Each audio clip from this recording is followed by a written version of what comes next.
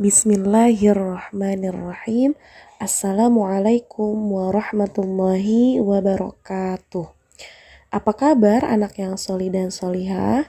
Ibu doakan semoga semuanya dalam keadaan sehat walafiat. Amin ya Allah ya Rabbal Alamin. Untuk mengawali kegiatan hari ini, marilah kita sama-sama membaca basmalah. Bismillahirrahmanirrahim. Insya Allah, pada hari ini kita akan meneruskan materi kita yaitu pada pelajaran ke-8 tentang kisah keteladanan Nabi Yusuf alaihissalam. Nabi Yusuf adalah putra dari Nabi Yakub alaihissalam. Nabi Yusuf alaihissalam adalah salah satu dari 12 bersaudara dari 2 ibu.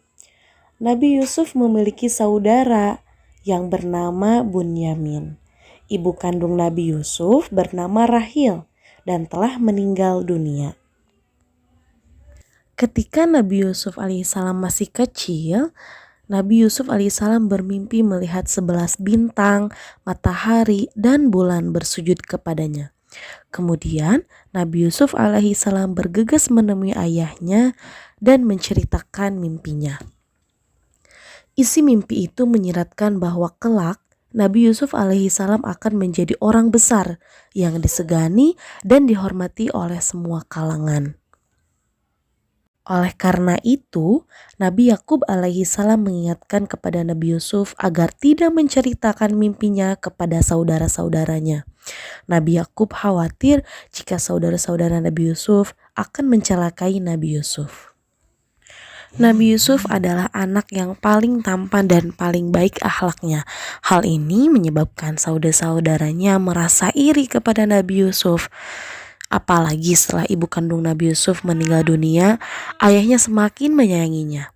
Saudara-saudaranya merasa ayahnya kurang berlaku adil terhadap anak-anaknya. Akhirnya mereka sepakat untuk membuang Nabi Yusuf ke sumur. Lalu Nabi Yusuf alaihissalam ditemukan oleh para pedagang dan dibawanya untuk dijual ke istana Mesir. Selama hidup di dalam istana, Nabi Yusuf alaihissalam pernah mendapatkan fitnah dan masalah sehingga dimasukkan ke dalam penjara. Pada suatu hari, Raja Mesir bermimpi melihat ada 7 ekor sapi gemuk dimakan 7 ekor sapi kurus. Raja juga melihat 7 tangkai gandum yang hijau dan lebat buahnya, serta 7 tangkai gandum yang kering. Semua pembesar kerajaan tidak ada yang bisa mentakwilkan mimpi raja.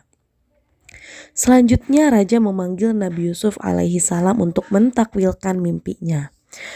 Nabi Yusuf mengatakan bahwa selama 7 tahun negeri Mesir akan subur dan selama 7 tahun berikutnya akan ditimpa kemarau.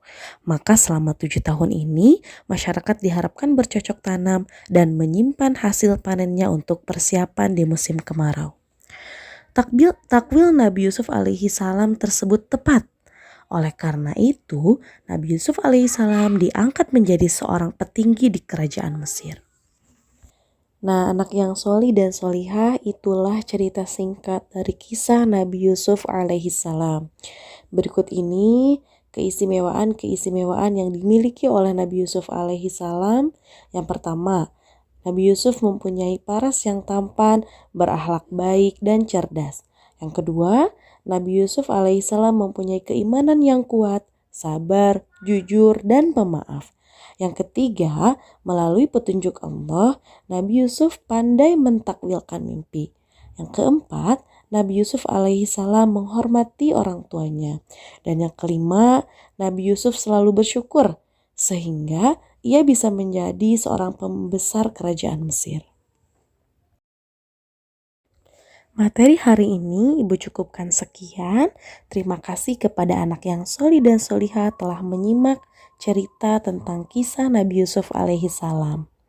Wassalamualaikum warahmatullahi wabarakatuh.